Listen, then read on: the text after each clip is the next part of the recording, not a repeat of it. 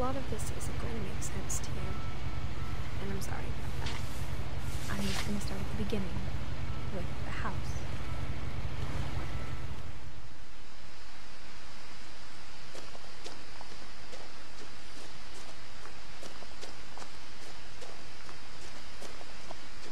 I lived here until I was 11, but I wasn't allowed inside half the rooms.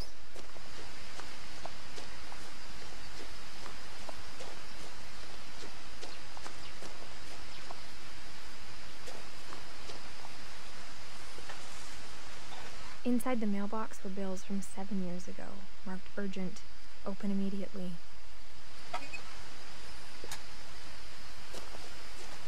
I hadn't been back since my brother Lewis's funeral.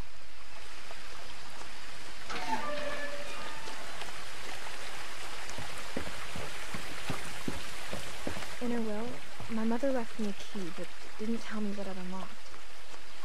Maybe she thought I'd know, or she thought that the mystery would be enough to bring me back.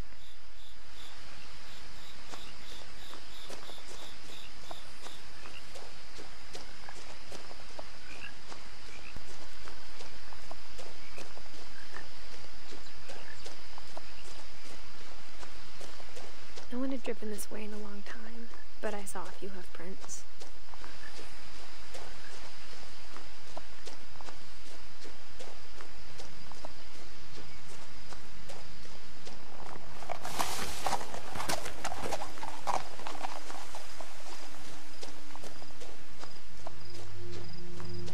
The truth is, even after I inherited the house, I never thought I'd come back to it. But now I had questions about my family that only the house knew the answers to. The house was exactly like I remembered it, the way I'd been dreaming about it.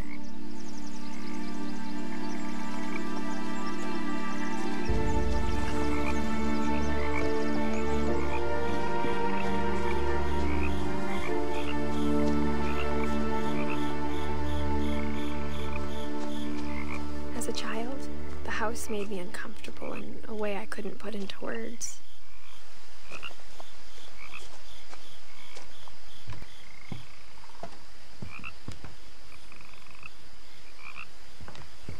Now, as a 17-year-old, I knew exactly what those words were.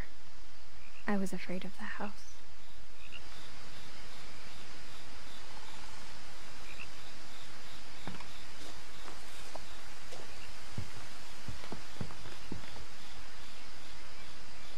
I hoped the key might unlock the front door. It didn't.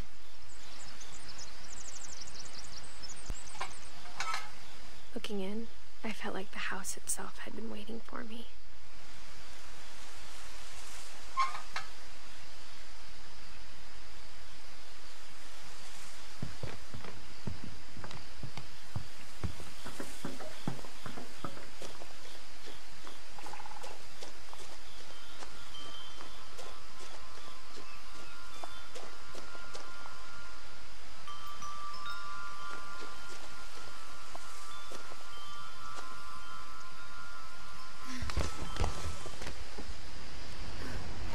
Crawling through the doggy door used to be a lot easier when I was 11.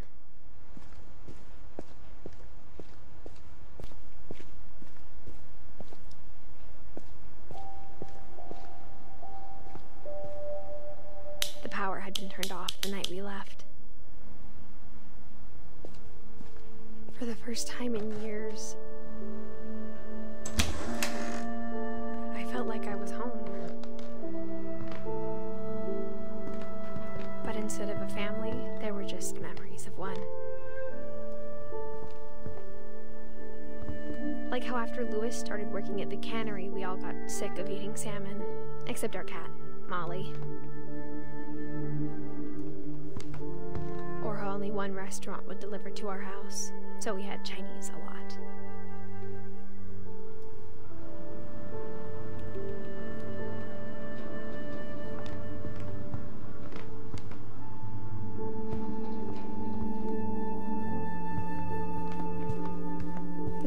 Still a wreck from the night we left.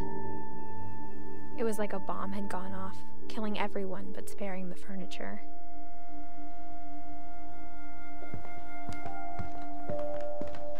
Nothing in the house looked abnormal. There was just too much of it, like a smile with too many teeth.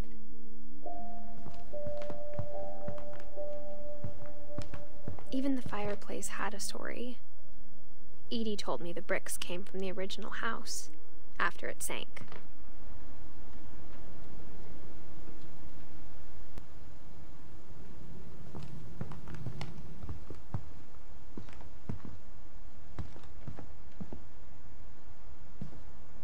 Mom always told me to stay out of the basement, so I wasn't too surprised when the key didn't fit.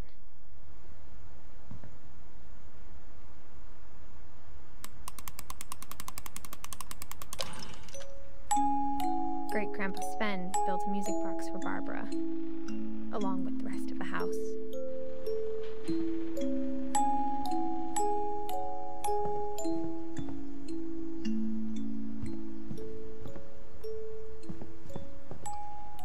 A lot of things got left behind in the whirlwind of that last night.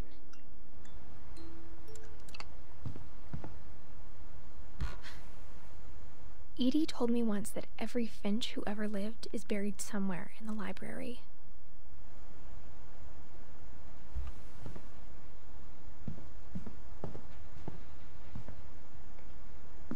After Milton disappeared, Mom sealed up all the bedrooms. Then Edie retaliated and drilled peepholes.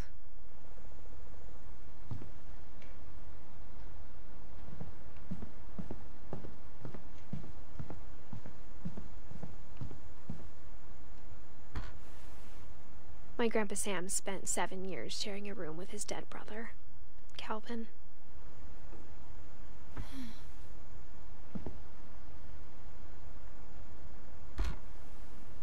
As a kid, I just assumed every house had peepholes and sealed rooms you weren't allowed inside of.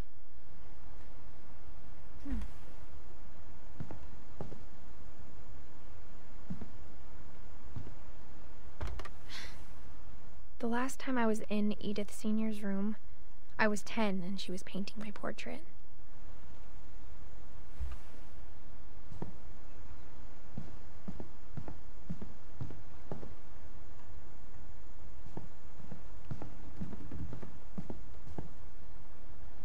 I spent a lot of time playing in Great Uncle Walter's room.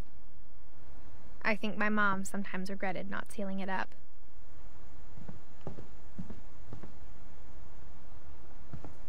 Louis told me there were secret passages, but I never believed him.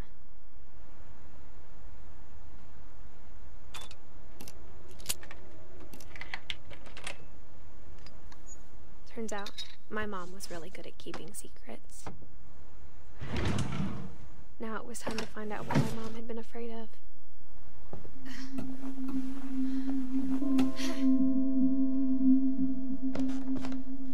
Reading this, maybe it sounds like I had a plan.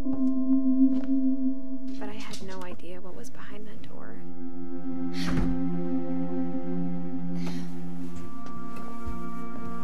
Just like I had no idea where all this was gonna lead.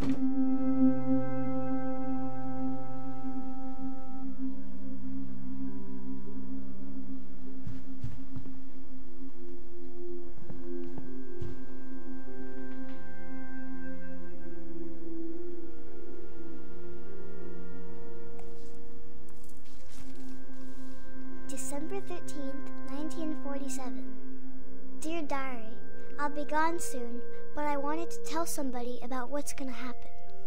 It started when Mom sent me to bed without dinner.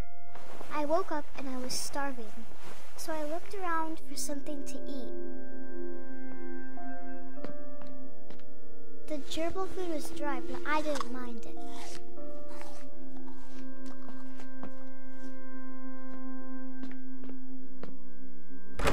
Mom, can I come out now? Sweetheart, it's late. Go to sleep.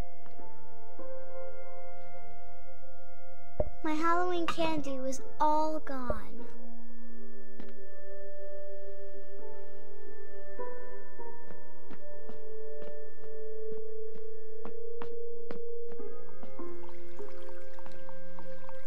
I thought about eating Christopher, but I held back.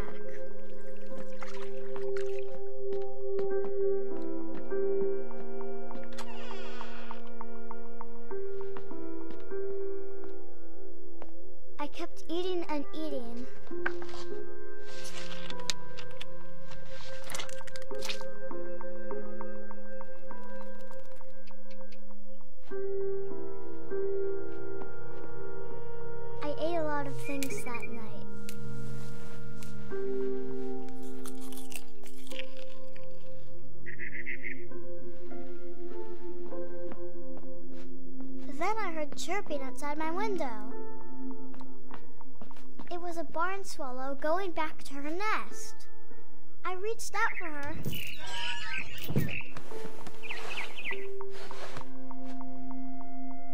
And suddenly,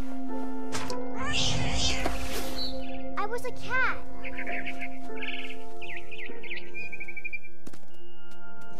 I tried to be quiet, but the bird was really scared.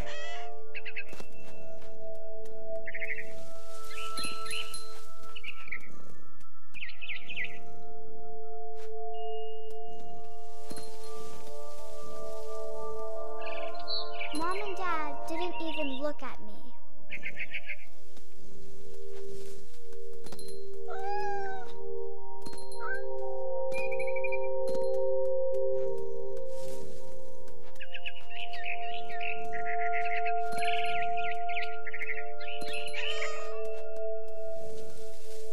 I jumped and I almost got her.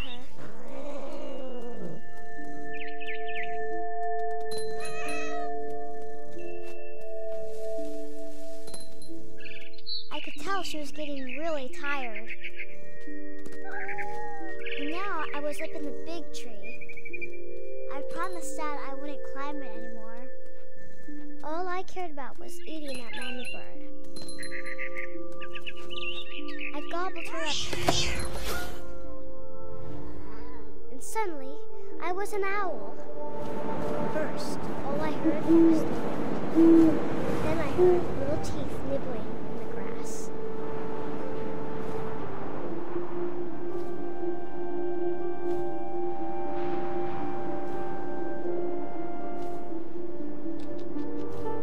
Rabbits.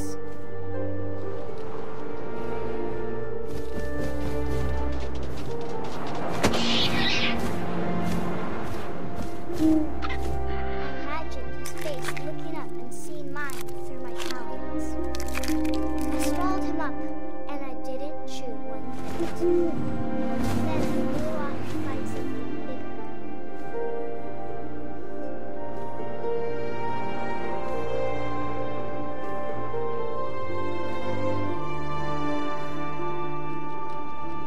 A mama rabbit.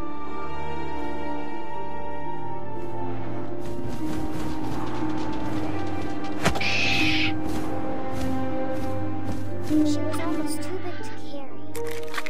I started choking, but I couldn't stop eating her. Suddenly, I was a shark.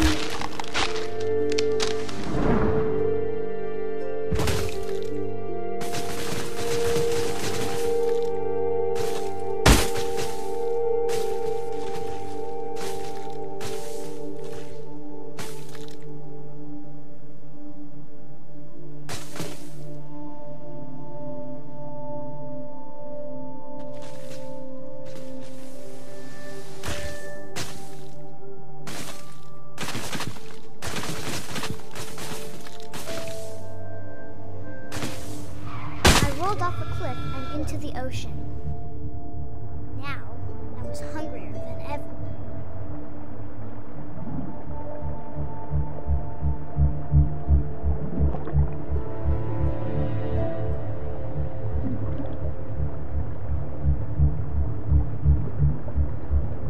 I wanted fat, juicy seals.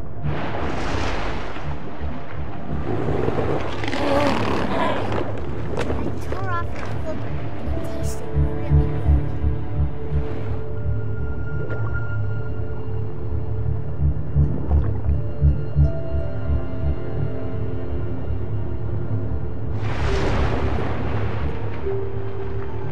That got tight.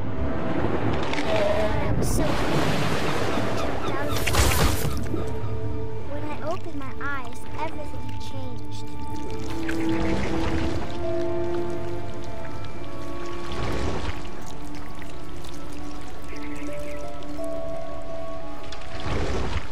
Now I was a monster, and I smelled people everywhere.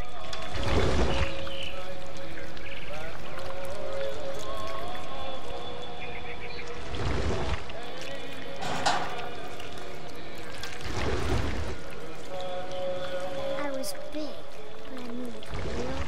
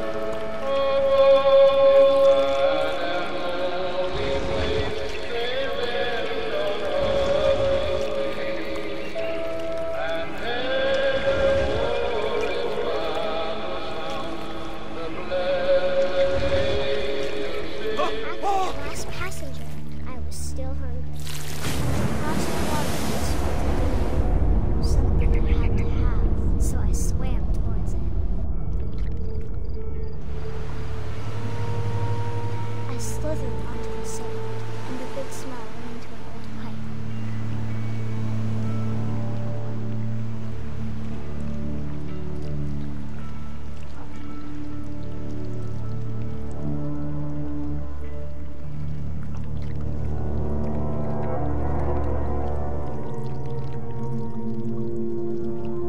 I got closer and closer.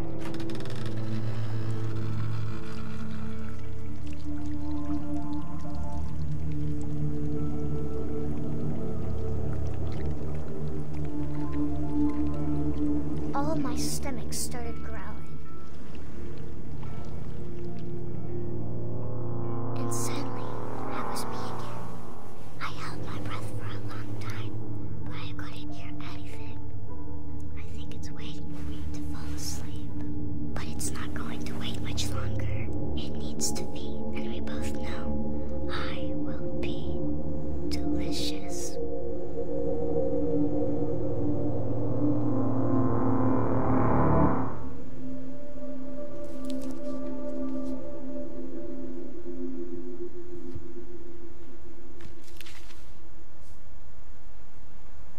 I'm not sure if I believed all of that, but I'm sure Edie would have.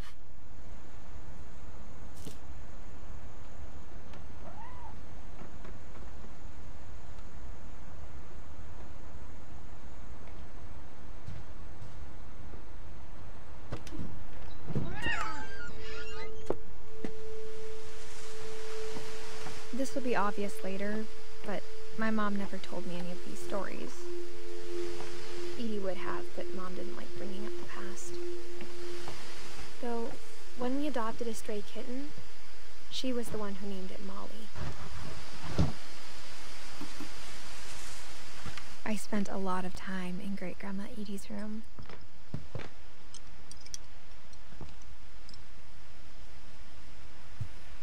Louis died a week before we left, but Edie had already started to memorialize him. Edie knit me a new pair of gloves every year, just in time to replace the old ones.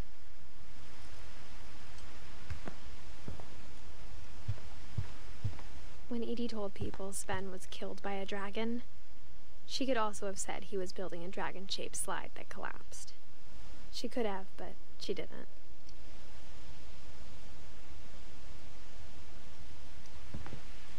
One summer, they evacuated the island, but Edie refused to go.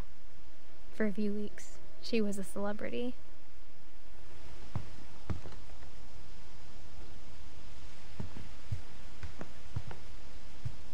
Her room was like a museum.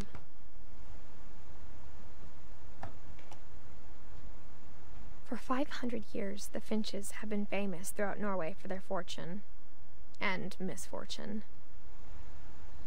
Odin Finch buries the latest victims of the family curse, his wife Ingeborg and their newborn son, Johan. On January 7th, 1937, he set sail with his family and his house, hoping to leave the curse behind.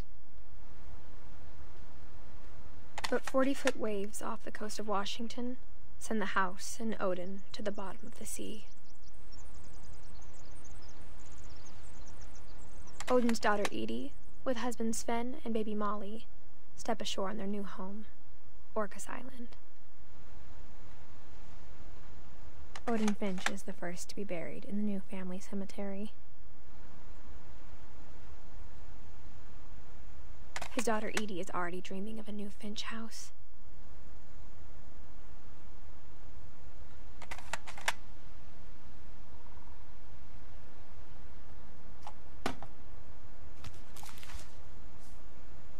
Whatever's wrong with this family, it goes back a long ways.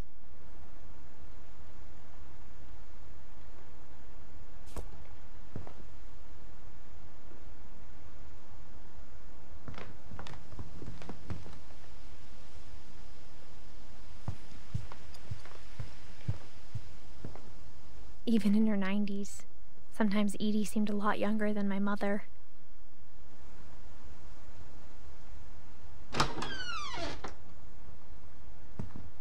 The only trace Grandpa Sam's first wife Kay left on the house was the pink bathroom.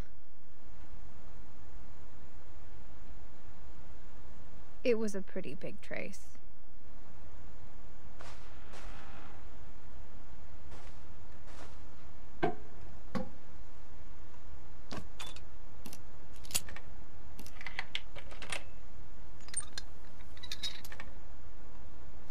There's a secret in this bathroom.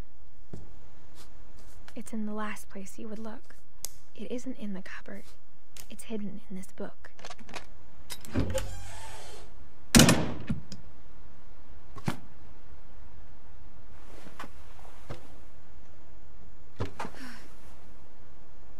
Sven gave Sam an old camera he'd refurbished. He never put it down.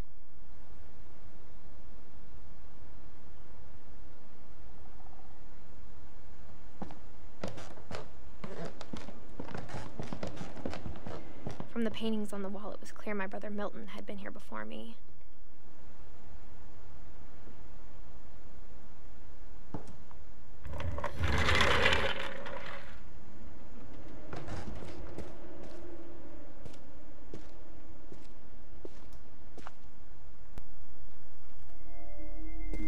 I knew Grandpa Sam had a twin, and that he never talked about him.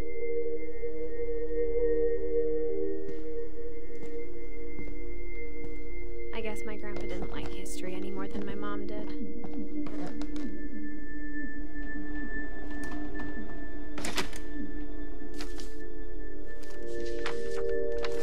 How I Want to Remember My Brother by Sam Finch.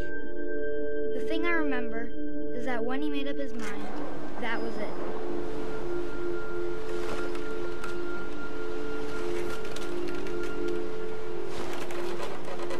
My brother said he'd die before he ate another mushroom, and he did. At Barbara's funeral, we swore he'd never be afraid again, and he wasn't. I think Calvin always wanted to fly.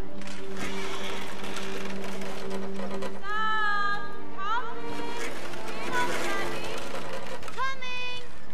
But that day, he finally made up his mind to do it. I told him going around is impossible. Maybe if I hadn't said that. Alvin, I'm not gonna tell you again. Maybe if the wind hadn't picked up. And maybe he'd still be here. But I doubt it. I think he'd already made up his mind. That's what I want to remember about my brother.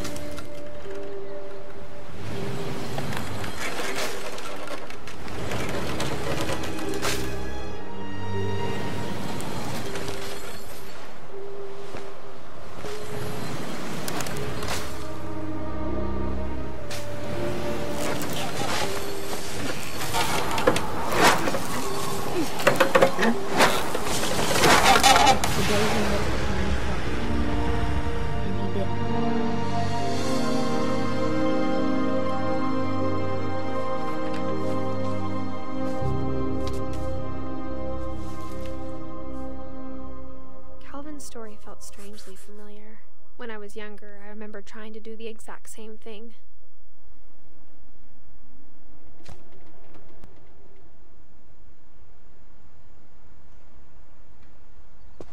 After the funeral, Edie roped off Calvin's half of the room.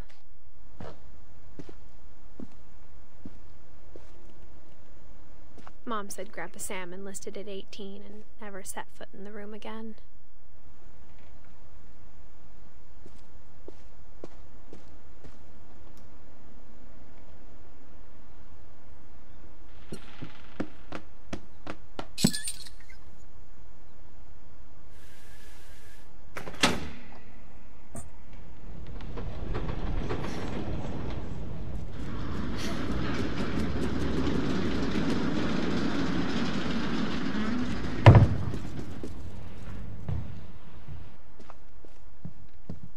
The passages were a pretty tight fit.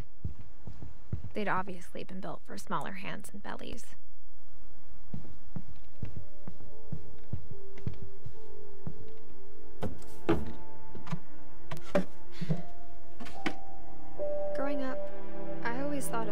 Barbara as a child star.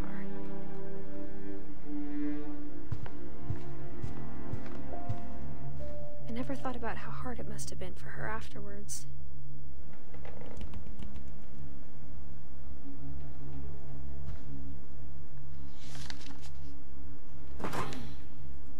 Of all the stories people wrote about Barbara's death, I'm surprised Edie saved this one.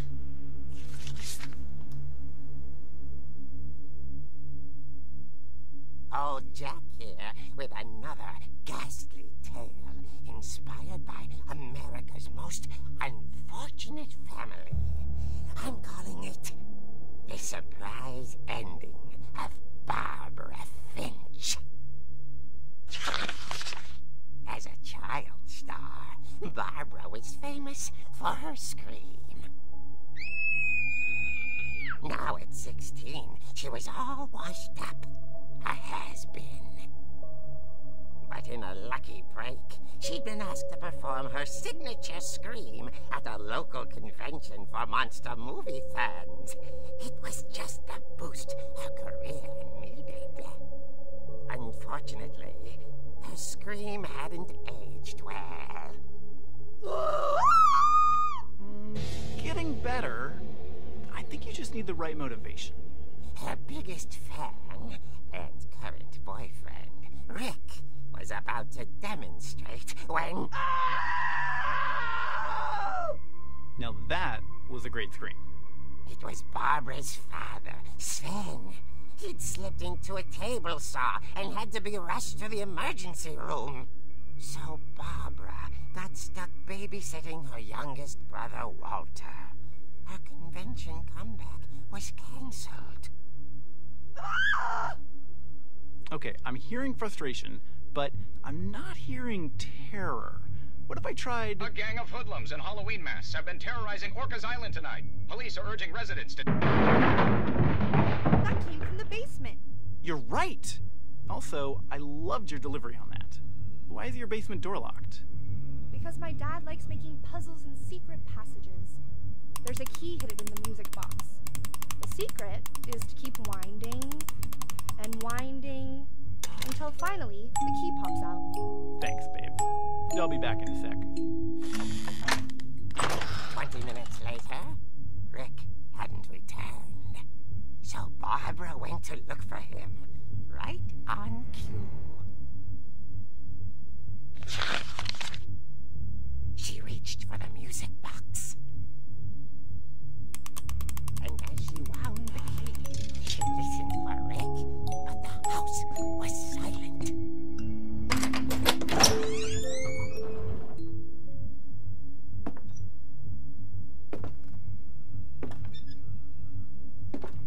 She found Rick's crutch and imagined the worst.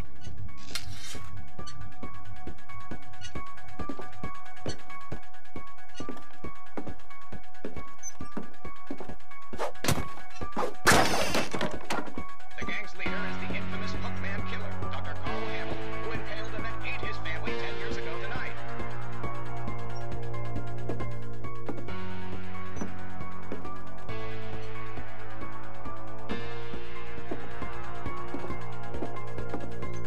Fridge rattled, and grew still.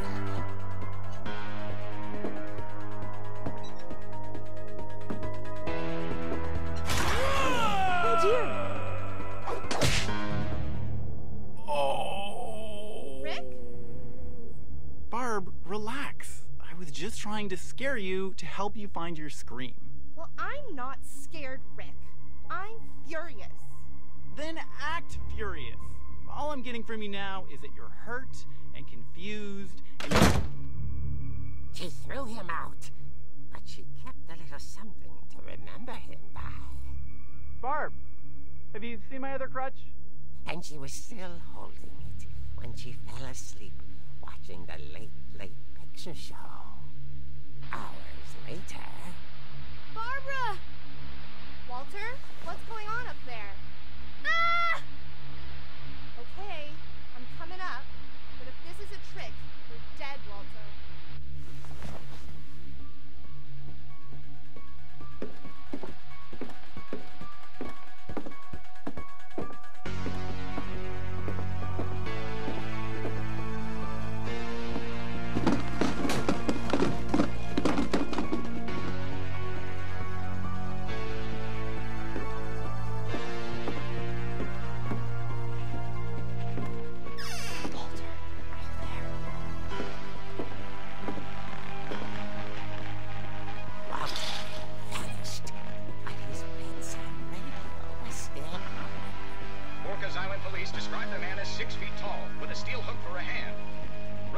urged to lock all doors and windows and notify the police of any suspicious activity. Barbara turned, saw the bookman, and was speechless. He was quite smashing.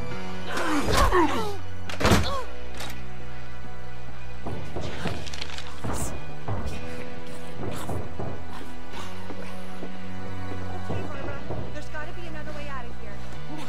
She played her part beautifully.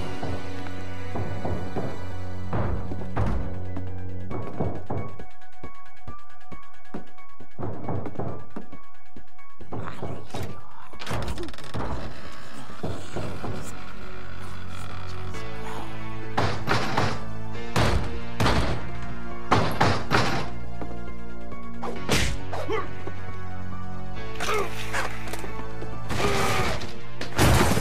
wasn't moving, but she sensed the story might not be over yet.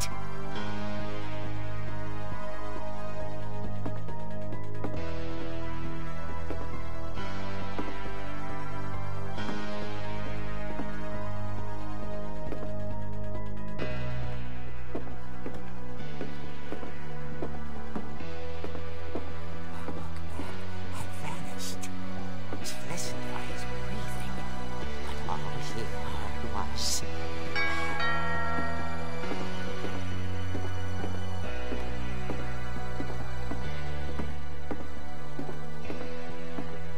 At the door, she heard whispering.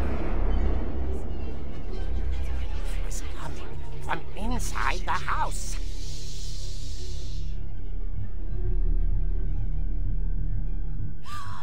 Oh dear.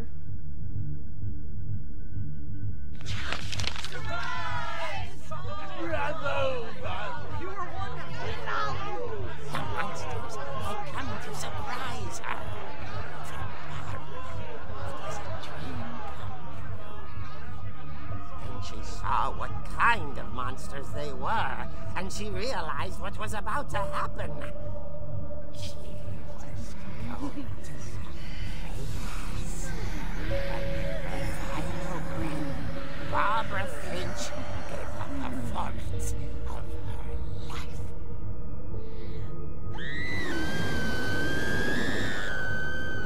I wasn't there myself, but I hear Barbara was magnificent.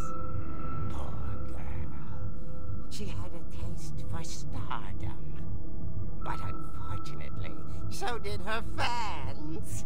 Of course, the police blamed it all on poor Rick, who disappeared the same night. And little Walter, hiding under his bed the whole time. He took it all pretty hard, but that's another story. As for Barbara, tucked inside the music box is all they ever found of her. Her ear. Now that's what I call a real eerie tale.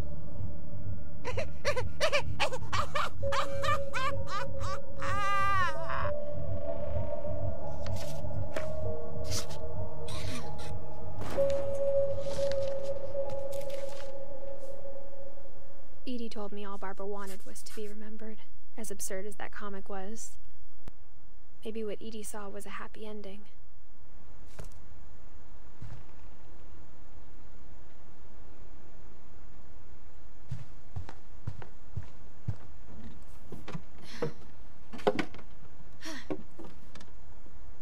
I guess now I know why Mom didn't like me playing with the music box.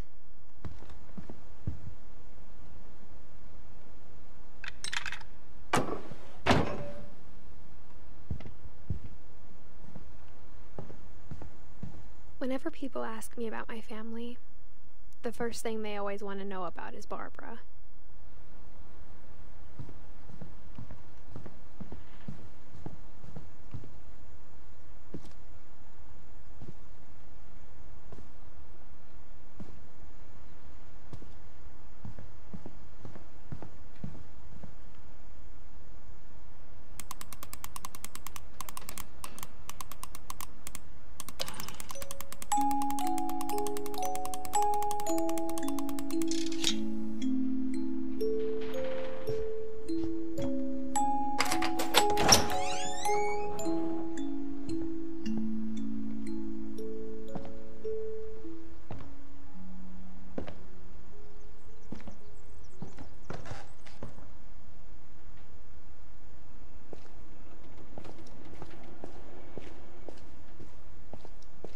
Mom said the basement was off limits, unless I wanted another tetanus shot.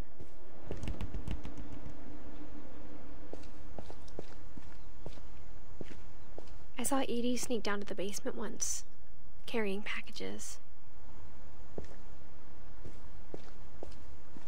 I thought maybe she was hiding presents. It turned out she was hiding a lot more than that.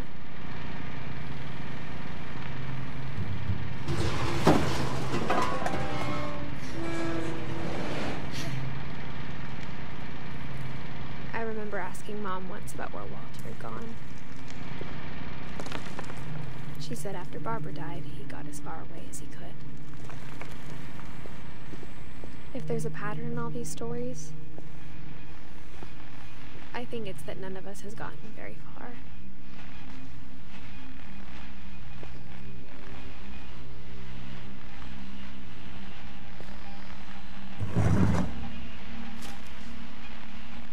Goodbye, everyone.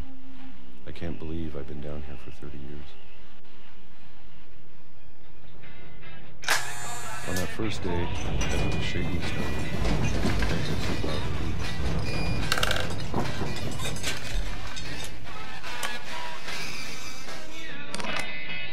but after a few days, I settled into a routine.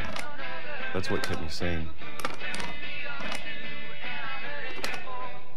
Having a schedule, living for today.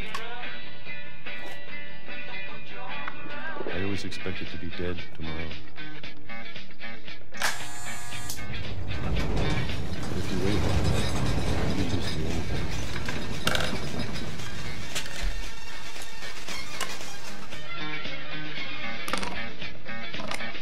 Even a monster on the other side of the door starts to feel normal. Almost friendly.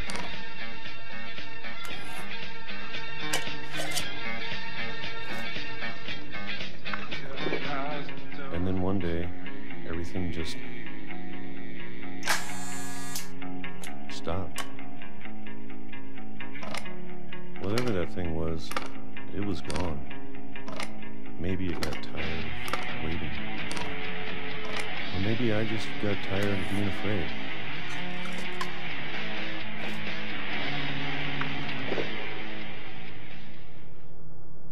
It's been a week now, the longest in 30 years. I'm done waiting. I have to leave while I still can.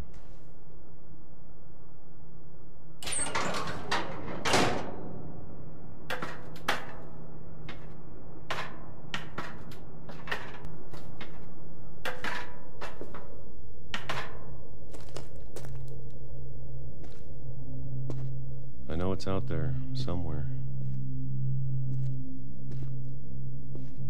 Whatever killed Barbara and Molly and Calvin. Maybe this is all a mistake. But I need to stop living the same day, even if it kills me.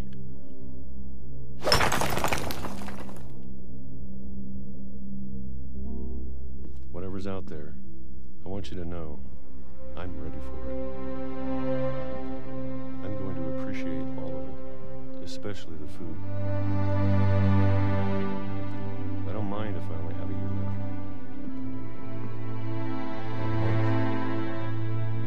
Or a single week. I'd be happy with one more day. I can already imagine the sun on my face.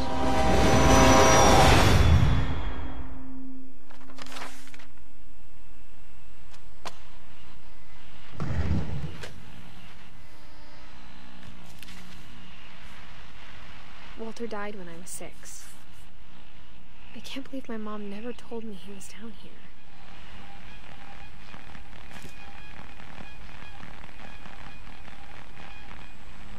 I'm sure my mom was trying to protect me.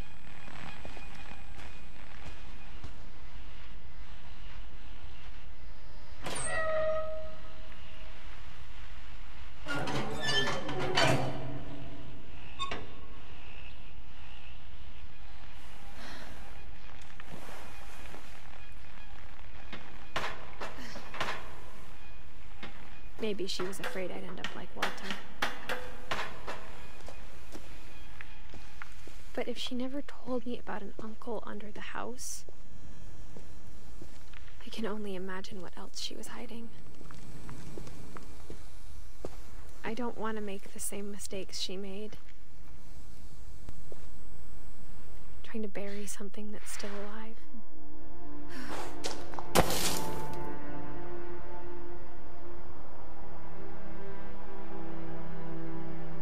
Now that there's only one of us left, or maybe two, I thought it was time I heard the stories for myself and found out what happened to everyone else. But now I'm worried the stories themselves might be the problem. Maybe we believed so much in a family curse, we made it real.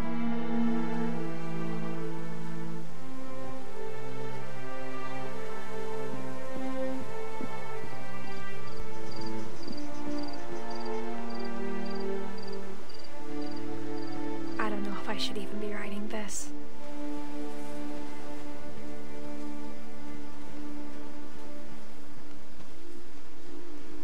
Maybe it'd be better if all this just died with me.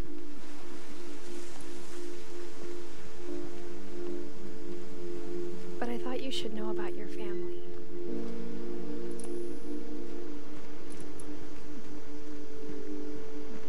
And the history you're a part of.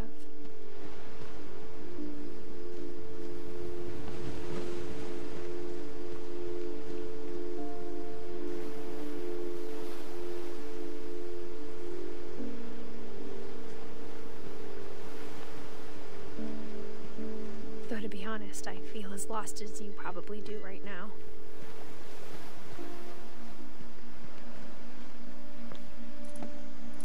I think the people in these stories believed them, for what that's worth.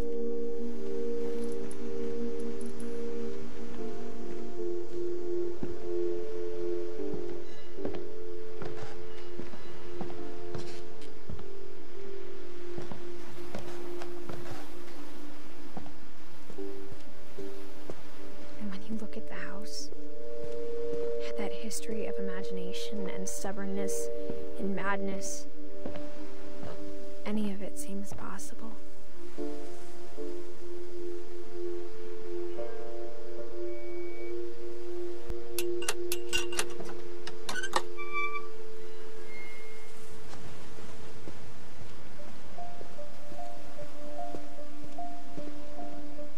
I think we've been surrounded by death for so long, we've just gotten used to it.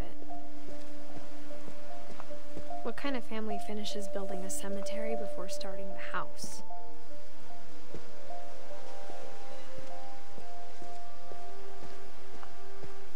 It's embarrassing for me to admit this, but the pet cemetery made me more uncomfortable than the human one. 3 of the gerbils are mine, and 2 had been my fault.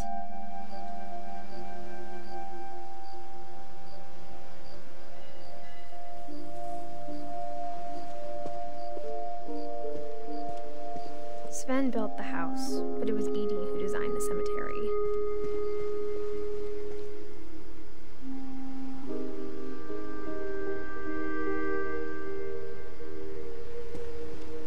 I'm sure Odin's monument had been Edie's idea. My mom was always trying to move on, but for Edie, the past never went away.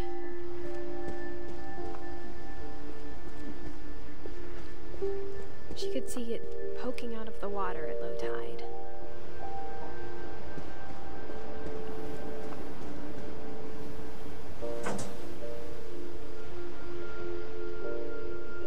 Edie said she dreamed about the old house every night.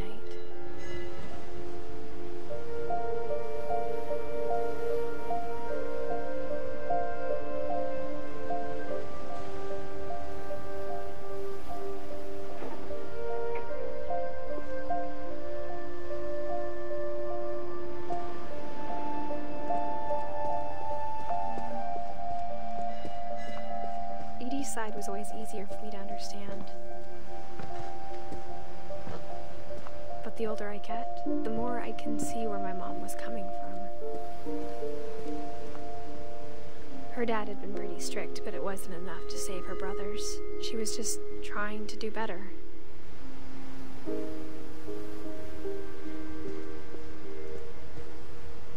She lost 2 of her brothers, just like I did. I get why she tried so hard to protect us.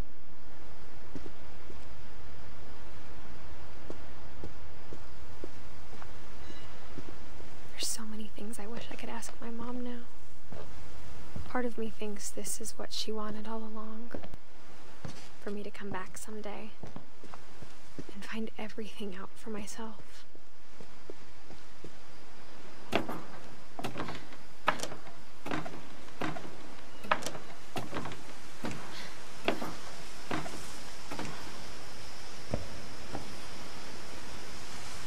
But looking back on it now, if she told me there was going to be so much climbing, I never would have come when I was 22 weeks pregnant.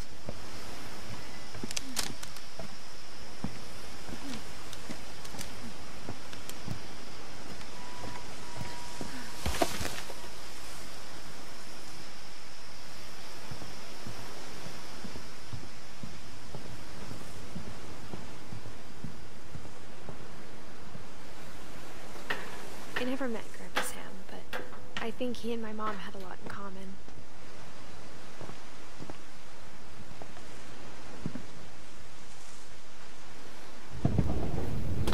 They were both pretty intense.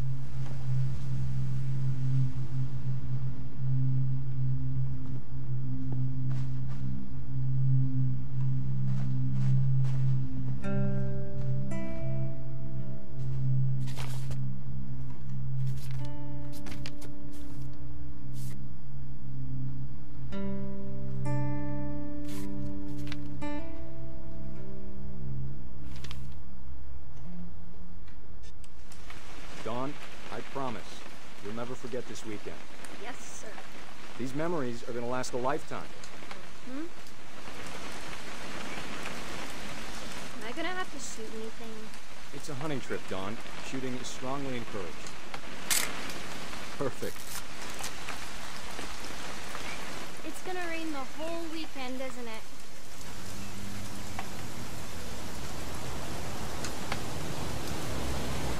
Never forget this weekend, Dad. That's the spirit. Okay, got it. I'm gonna take some pictures, okay? Just be careful. The camera's older than you are.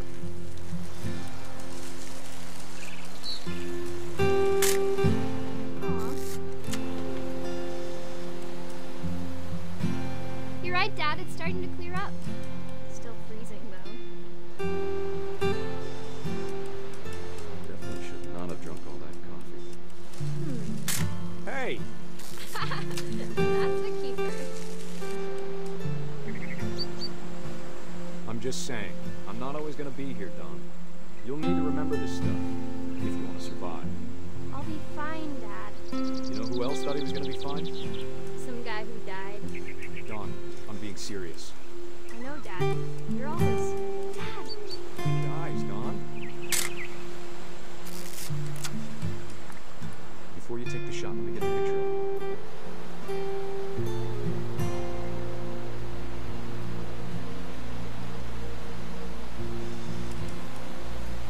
Dad, Just...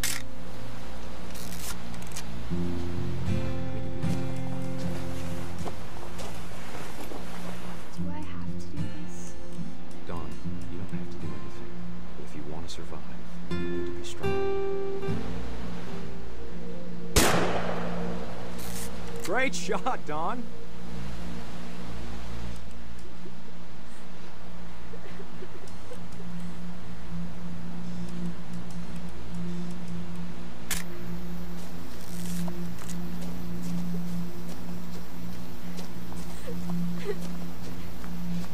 Dad, it's twitching. I think That's it's totally normal, Don. Just focus on the camera. Try not to think about... Dad!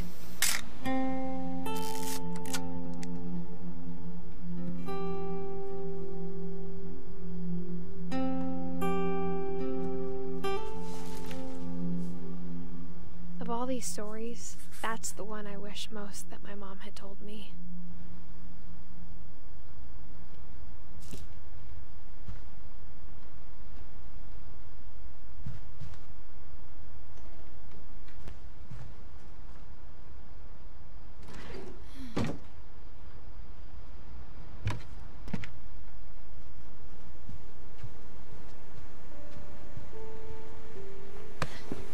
After Sam died, my mom and Edie got really close. They'd both lost a lot.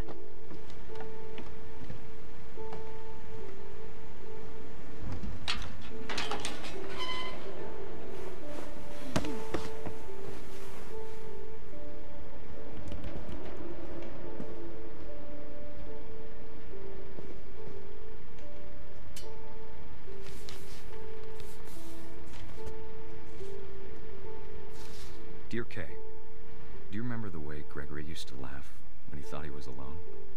Like something funny was happening, but only he could see it. I think he saw things the rest of us don't.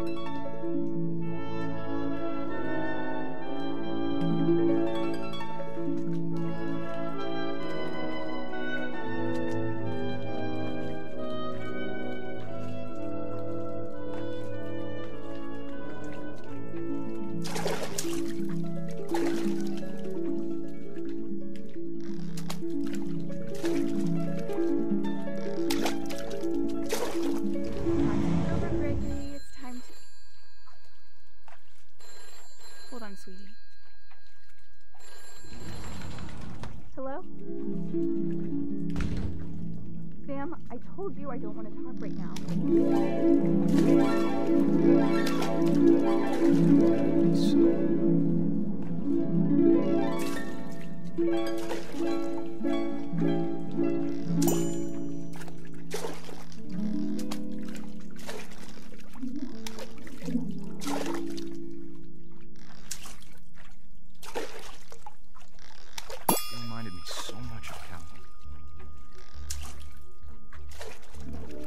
In his imagination. Whatever it was he saw.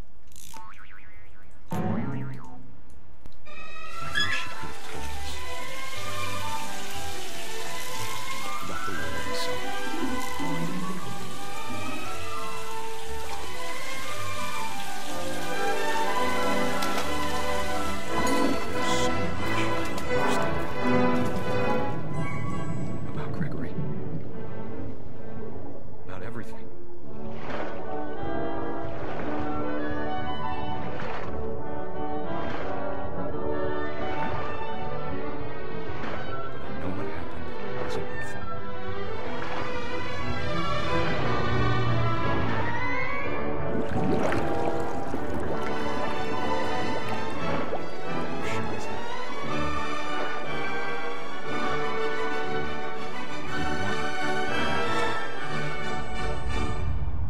Good luck, Kay. Love, Sam.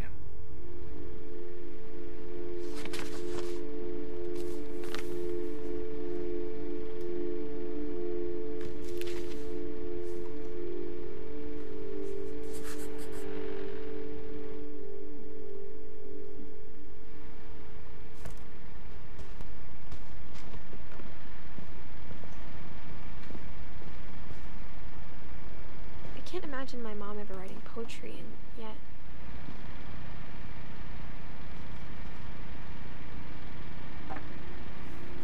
A poem for Gus, who always said the wedding was a bad idea. Our father never hit us kids, at least not very hard, before the day my brother said with teenage disregard that he'd be dead before he'd see a wedding in our yard.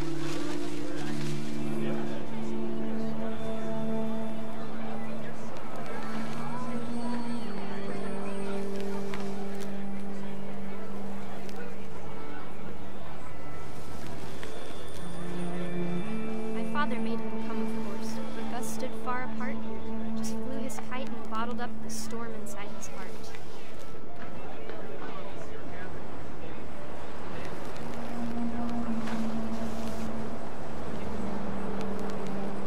I tried to talk him out of it, though he'd never met me.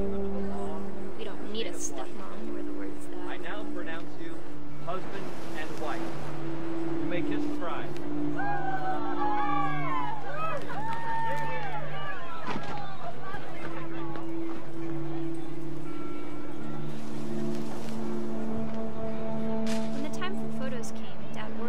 Come here. But Gus declined, and as a sign held up his middle finger.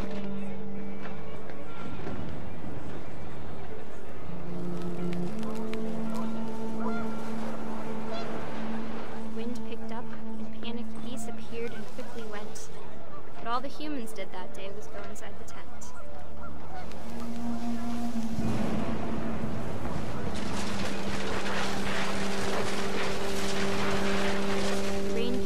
Buckets then, but no one seemed afraid that nature might destroy the tent our dad had crudely made.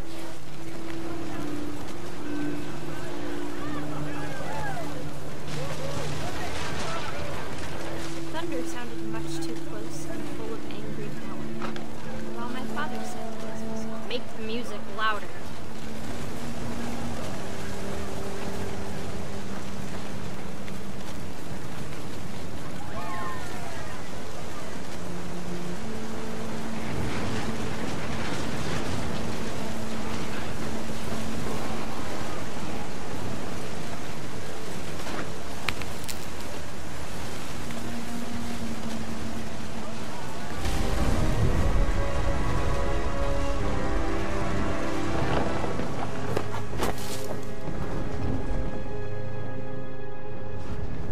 That I could truly say I thought about you on that day.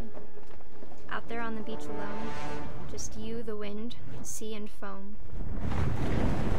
But I didn't, until we found you.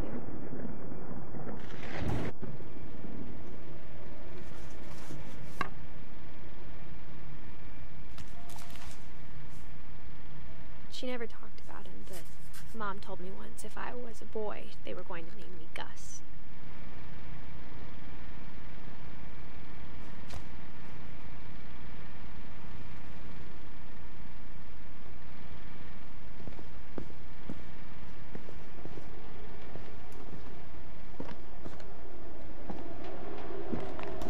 Mom moved up to the loft after her brothers died.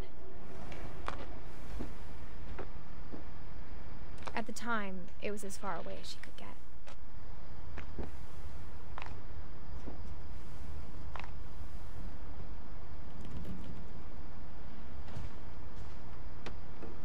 Religion was another thing my mom never talked about, but I think it helped her a lot after her dad died.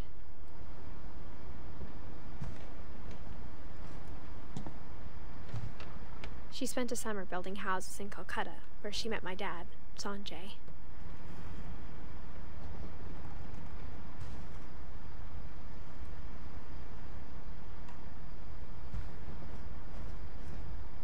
My mom moved to India a week after graduation and got a job teaching English.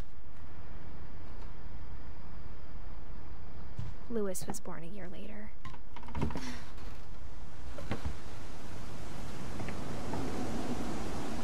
When my dad died, I don't think Mom knew where else to go. I'm sure Edie was happy to have her back.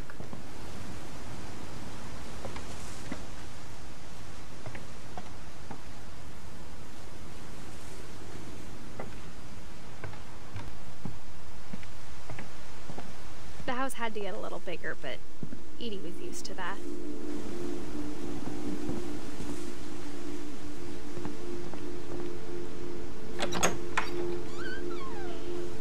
And for a while, things were good.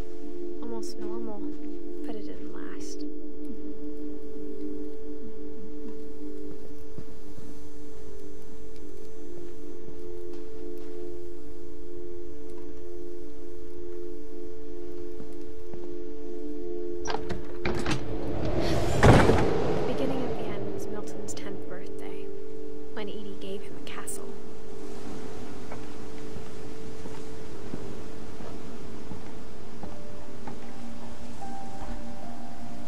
After Milton disappeared, the only thing he left behind was a room full of paintings.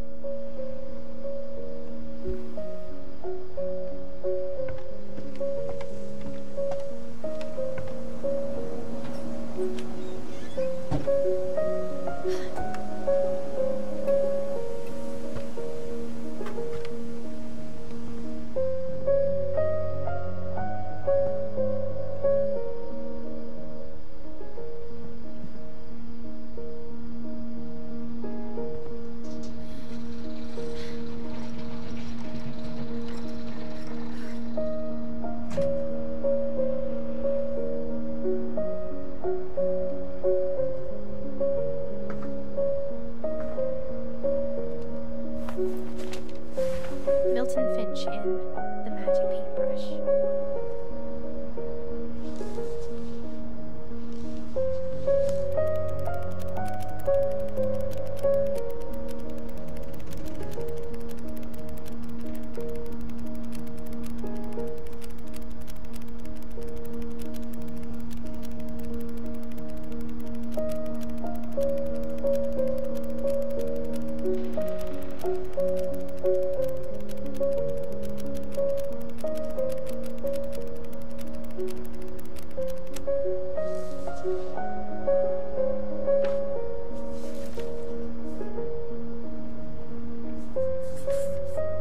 I was 4 when Milton disappeared.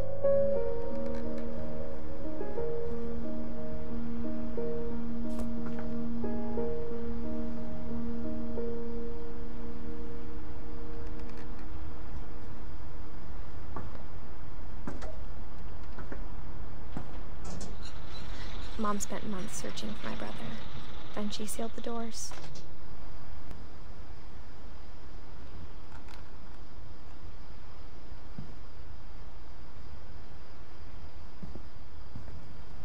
Whatever Milton had found in the house, Mom didn't want it getting out.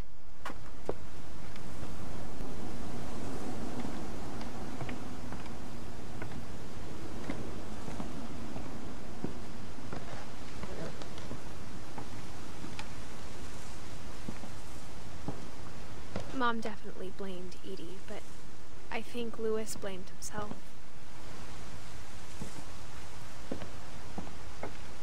After he graduated, he just spent more and more time in his room, until Mom got him a job at the cannery.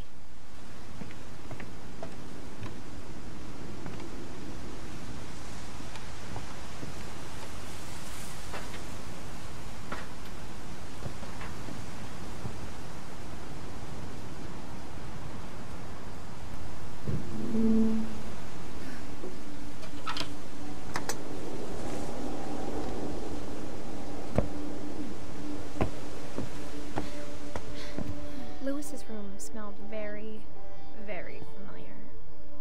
That part of him lived on.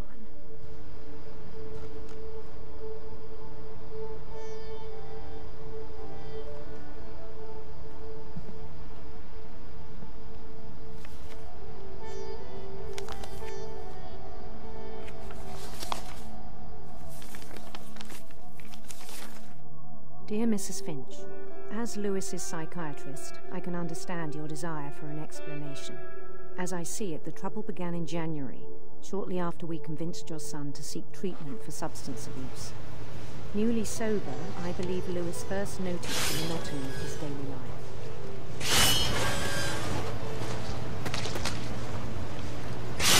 He kept working at the cannery, but he withdrew part of himself. In our sessions, I saw the same behavior. His mind began to wander. I asked him to describe it. He said he started small, imagining a labyrinth. He'd feel his way about. Then something moved. Bats. And toads.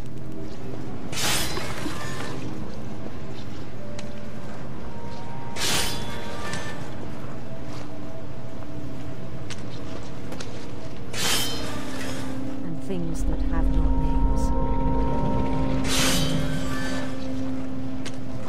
He knew it was all in his head.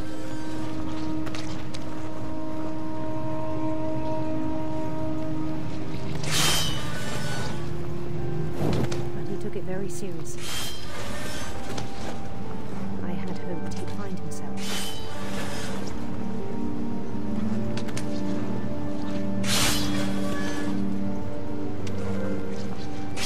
He found something more. I worried about him then.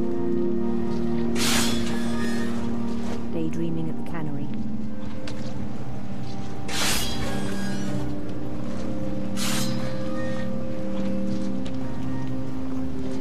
I spoke with his boss. But he said Lewis had become a model employee. Methodical. Tireless, focus.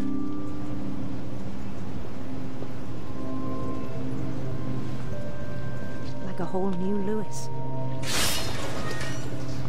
So I let him go on.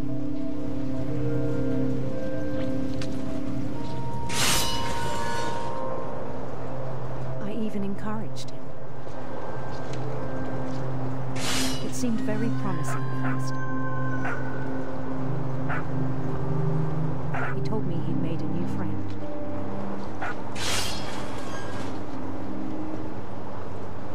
On the edge of a city he named Lewis Topia. He built the city up slowly, brick by brick. Then he made musicians.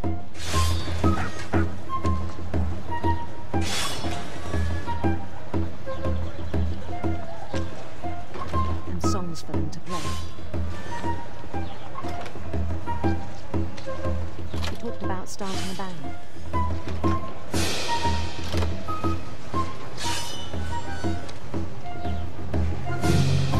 He was always humming something. Every day his imagination grew strong.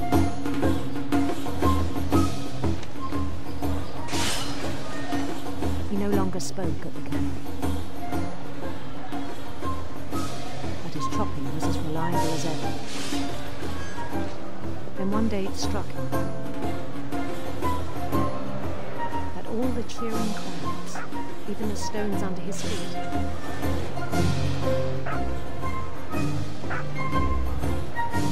were all in his imagination, so he could do whatever he wished.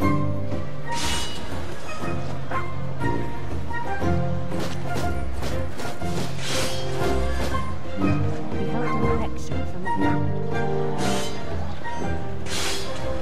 And he won. They begged him to stay, but his mind was already wandering. It became a game.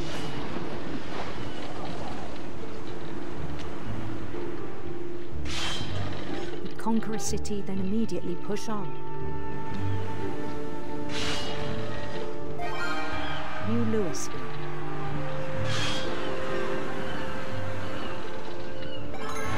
St. Louis. We started drifting away from our reality.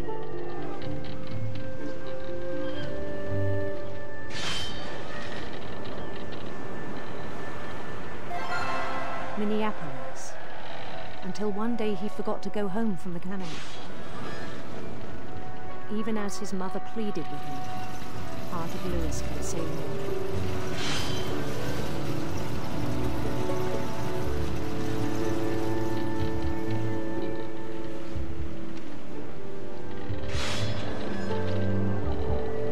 In Lewisburg, he heard rumors of a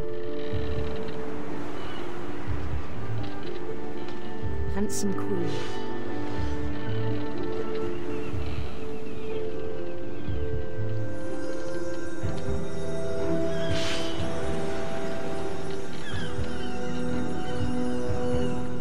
The queen was on her own quest for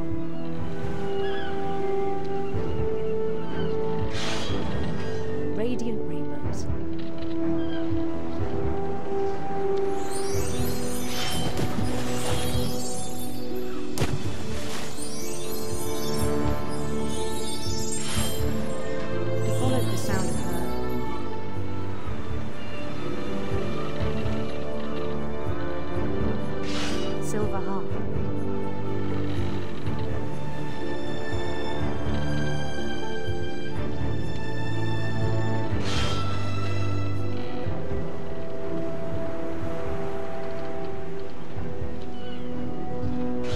Led him to a golden palace east of the sun and west of the moon.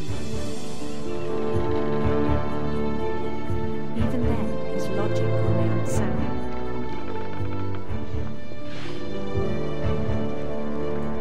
He knew the world was all in his imagination.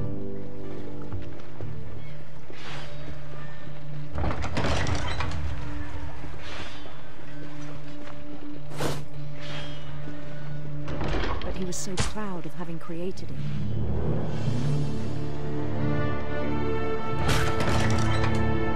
In his own eyes, he'd become something greater than a king.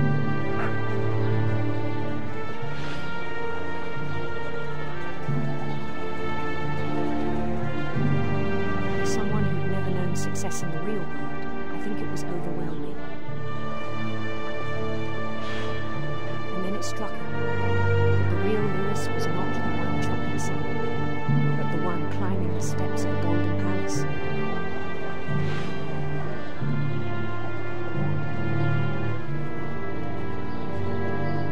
My imagination is as real as my body, he told me. It was hard to argue with him.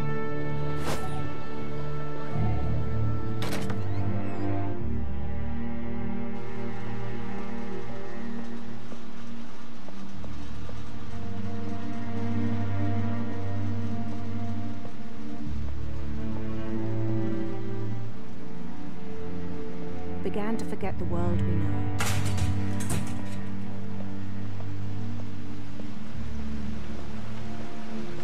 I think it pained him to remember Louis, the cannery worker.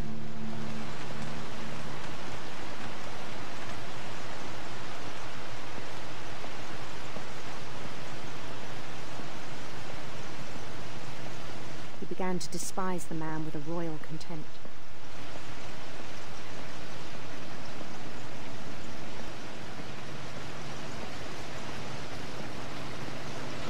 I still thought I could save him. Even after he said he was being crowned king over all the lands of wonder. The palace would be packed with his companions.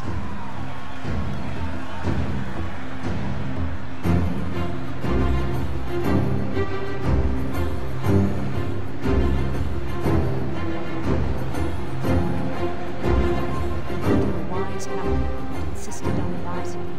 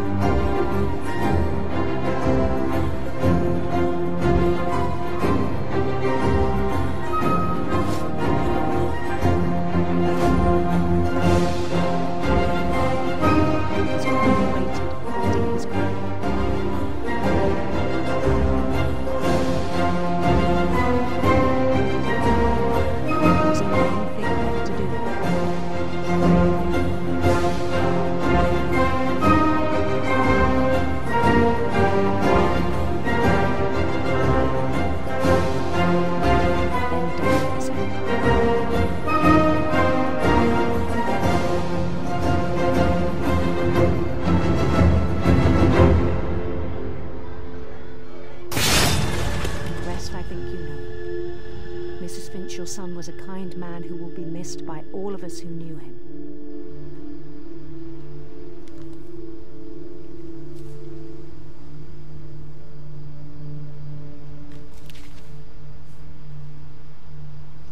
My brother was really cool. I wish you could have met him.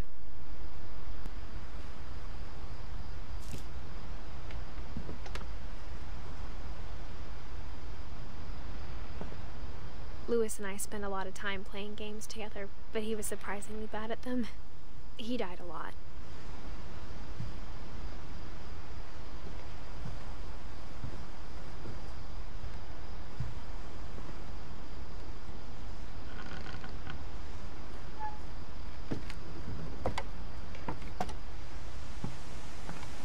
On the way back from Lewis's funeral, my mom told me to start packing. She waited until the day before we left to tell Edie. I'm not sure if she wanted to make it easier or harder.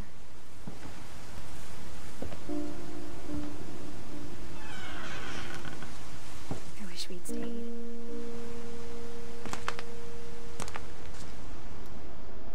But I understand why we left. My mom ended up leaving everything behind.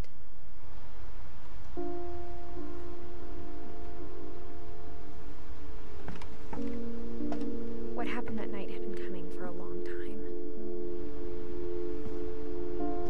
Maybe it should have come sooner.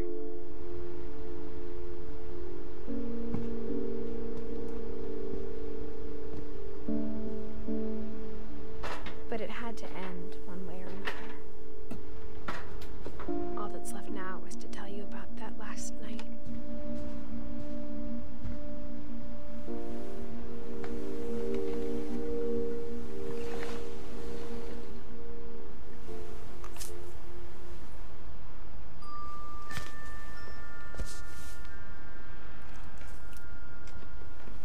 That whole last day, Edie just watched us pack and didn't say a word. Until supper, when she raised her glass and said, "To our final night together, and all our final nights apart." Grandma, you know what I said about alcohol. Some of your medications are very Edith, specific. I left a present for you in the hallway. Why don't you go open it? The grown-ups have to argue now. I'm sorry, you're right. We're all leaving tomorrow. Let's just enjoy our last... I'm not leaving. Edith, you're excused.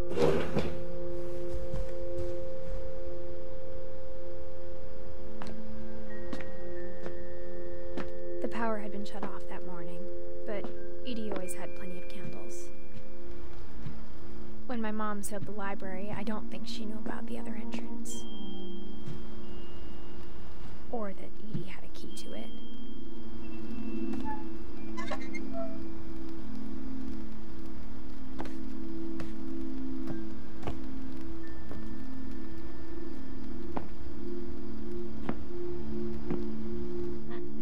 Afraid of isn't going to end when you leave the house.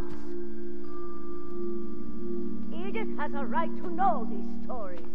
My children are dead because of your stories. I think it's best if Edith and I leave tonight.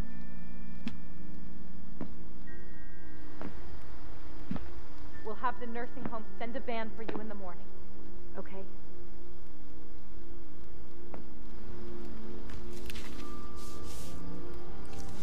Dear Edith, there's so many stories I wish I could tell you, but there's only time for one. This is about what happened on the night you were born. That night, the tide went way, way out.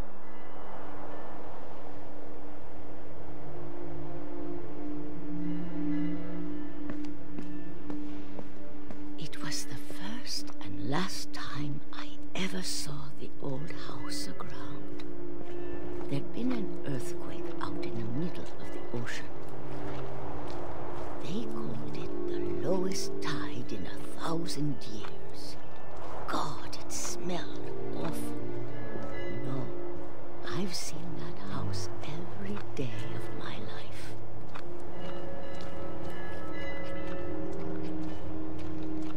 But I never thought I'd go back to it.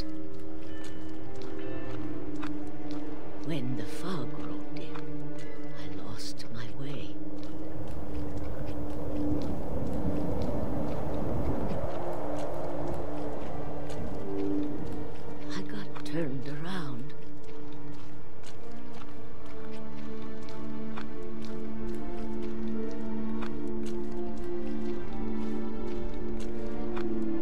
For a while, I wondered. I started seeing things.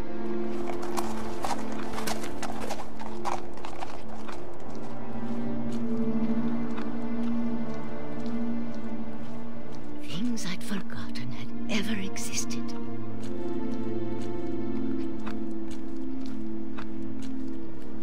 But when I saw them, they felt like old friends.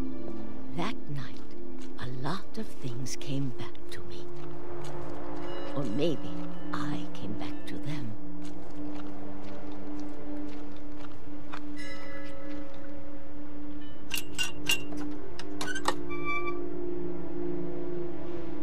Things I can't explain, but that I need you to try and... Edith, what are you doing in here? It's mine. Edith! Mom, you're gonna rip it! Let go! I kicked and screamed, but Mom dragged me to the car.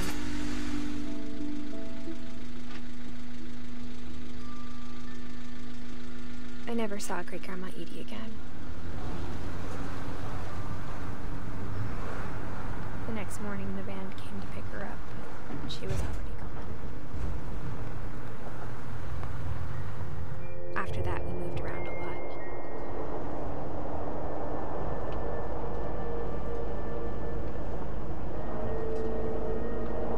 We both tried to make the best of it.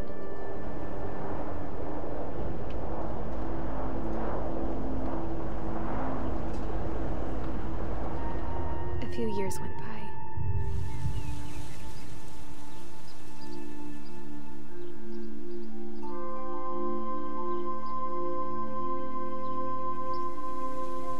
My mom didn't like to talk about it, but she started getting sick a lot. The rest happened pretty quickly.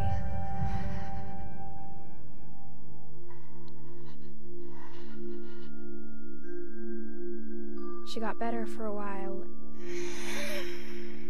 and then she didn't. And then I was alone.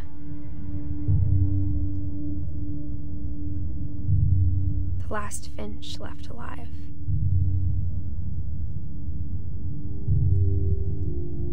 Until I found out about you. I'm still not sure what to tell you about all this. If we lived forever, maybe we'd have time to understand things. But as it is, I think the best we can do is try to open our eyes. And appreciate how strange and brief all of this is.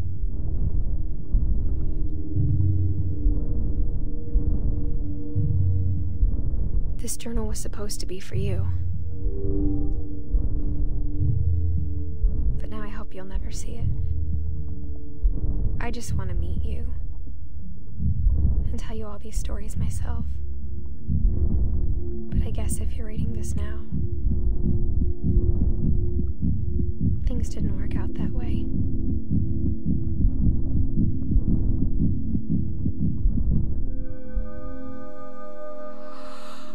This is where your story begins. I'm sorry I won't be there to see it. It's a lot to ask, but I don't want you to be sad that I'm gone. I want you to be amazed that any of us ever had a chance to be here at all.